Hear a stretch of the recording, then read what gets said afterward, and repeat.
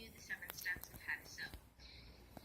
And your first step is you want to find a room or an area with a lot of light. This way you can see where you're sewing and what you're sewing so you don't make any mistakes. And then your second step you want to do is you want to grab your materials. So I have my bag of materials and I'm just going to be sewing some buttons onto a pair of shorts I made. And then your second, with your materials, what you want to get is you want to get yourself a needle and you want to grab thread and make sure you have a lot of thread and always have an extra spool of thread. And if you run out of that specific color, you can always change the color and use a different color. And you want to have a pen, pencil, or Sharpie just in case you need to make any markings. Have a pair of scissors.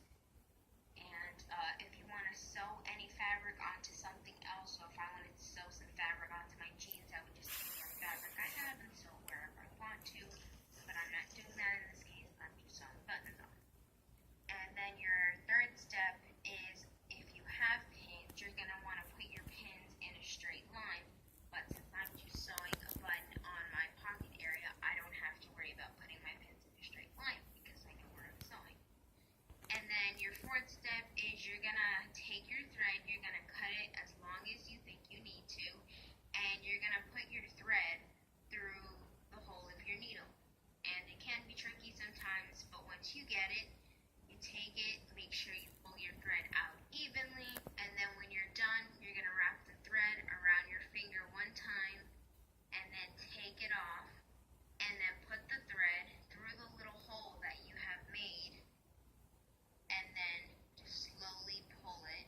And so you don't make a knot too high or too low, just put your fingers close together and you make your knot. And then once you have your knot, your fifth step would be to find your starting point. So I have my button that I'm going to be sewing, and my starting point is going to be right here at the edge of the pocket.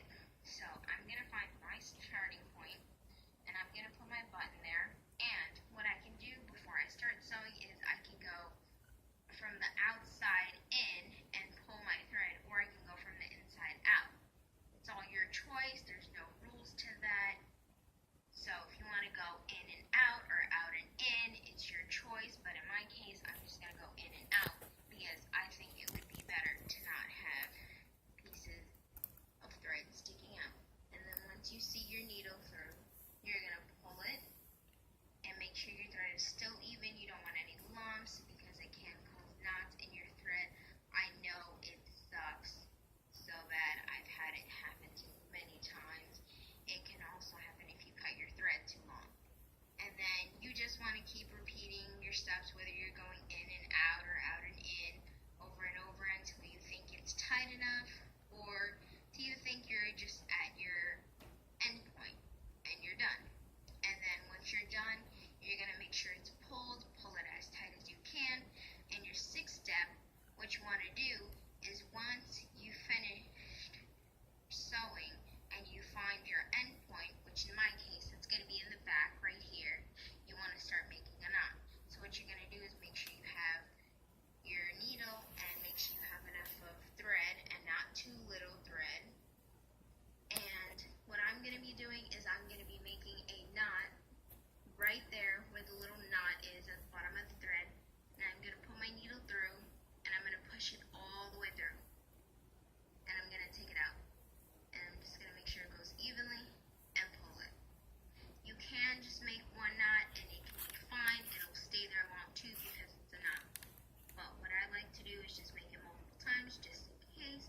Because what if you wash and it falls off? Then you have to start over. And then when you think you're done, you can stop, do that last one, and then find your little loop. So in my case, this is my little loop here. And you're going to pull it all the way out. And then your seventh point, your seventh step is after you make your knot, you want to grab your scissors and you want to cut off all your excess thread.